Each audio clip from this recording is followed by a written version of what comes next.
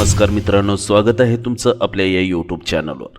मित्रांनो, महाराष्ट्र सरकारची मुख्यमंत्री माझी लाडकी बहीण योजना जी लाखो महिलांना आर्थिक मदत देण्यासाठी सुरू करण्यात आली होती, त्या योजनेत आता मोठा घोटाळा उघडकीस आला आहे।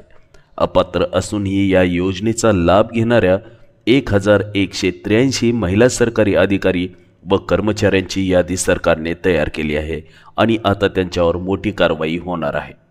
आजच्या या व्हिडिओमध्ये आपण पाहणार आहोत नेमकी ही कारवाई कशासाठी होणार आहे, कोणत्या महिलांचा यात समावेश आहे, पात्रतेचे नियम काय आहेत आणि पुढे काय होऊ शकते। म्हणून हा व्हिडिओ शेवटपर्यंत पूर्ण पहा।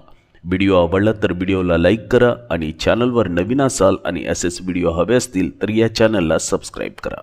चला तर मग आजचा हा व्हिडिओ आपण सुरू करूया। मित्रांनो, सर्वप्रथम जाणून घेऊया कारवाईचे कारण काय आहे। तर सरकारने ही कारवाई करण्यामागे मुख्य कारण आहे योजनेचा गैरवापर। महिला व बाल विकास विभागाने माहिती व तंत्रज्ञान विभागाकडून मिळालेल्या डेटाचा सखोल अभ्यास केला। यातून समोर आले की अनेक महिला या योजनेसाठी पात्र नव्हत्या, तरीसुद्धा त्यांनी या योजनेचा वापर करून आर्थिक मदत घेतली। या महिलांमध्ये सरकारी कर्मचारी तसेच वार्षिक उत्पन्न 2.5 लाख रुपयांपेक्षा जास्त असलेल्या महिलांचा समावेश आहे। याचा अर्थ असा की शासनाची दिशाभूल करून चुकीची माहिती देण्यात आली आणि या सरकारी पैशाचा गैरवापर झाला। आता प्रश्न आहे, या महिलांवर नेमकी कारवाई काय होणार? तर महाराष्ट्र नागरी सेवा नियमांनुसार खालील शिक्षा होऊ शकतात। नंबर 1, अपात्र असून घेतलेली रक्कम वसूल करणे। नंबर 2, वार्षिक वेतन वाढ थांबवणे।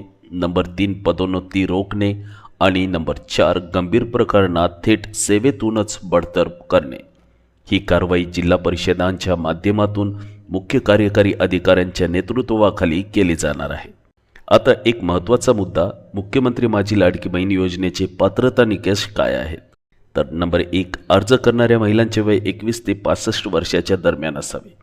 तसेच वार्षिक कौटुंबिक उत्पन्न 2.5 लाख रुपयांपेक्षा कमी असावे। आधार लिंक असलेले बँक खाते असणे बंधनकारक आहे। ही योजना सरकारी कर्मचाऱ्यांसाठी लागू नाही आणि आयकर भरणारे नागरिक या योजनेसाठी पूर्णपणे अपात्र आहेत। सध्या जिल्हा परिषदांकडून सरकारकडे योजनेतील गैरवापराबाबत माहिती येत आहे। आतापर्यंत 1183 महिलांची यादी तयार झाली आहे आणि लवकरच यांच्यावर कठोर कारवाई सुरू होणार आहे। सरकारचा उद्देश स्पष्ट आहे, पात्र महिलांनाच या योजनेचा लाभ मिळायला हवा, अपात्रांनी योजना बंद पाडायला नको। तर मित्रांनो, माझी लाडकी बहीण योजना ही खरं तर महिलांना आर्थिक स्वातंत्र्य देण्यासाठी एक उत्तम योजना आहे, पण काही अपात्रांनी गैरवापर करून शासनाचा आणि पात्र लाभार्थ्यांचा हक्क हिरावून घेतला। सरकारने योग्य पाऊल उचलत अशा महिलांवर कठोर कारवाई सुरू केली। तुम्हाला काय वाटतं, ही कारवाई योग्य आहे का? कमेंट करून नक्की सांगा।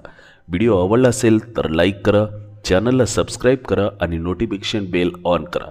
पुढच्या व्हिडिओत भेटूया एका नवी माहितीसह। तोपर्यंत मी तुमचा निरोप घेतोय। धन्यवाद।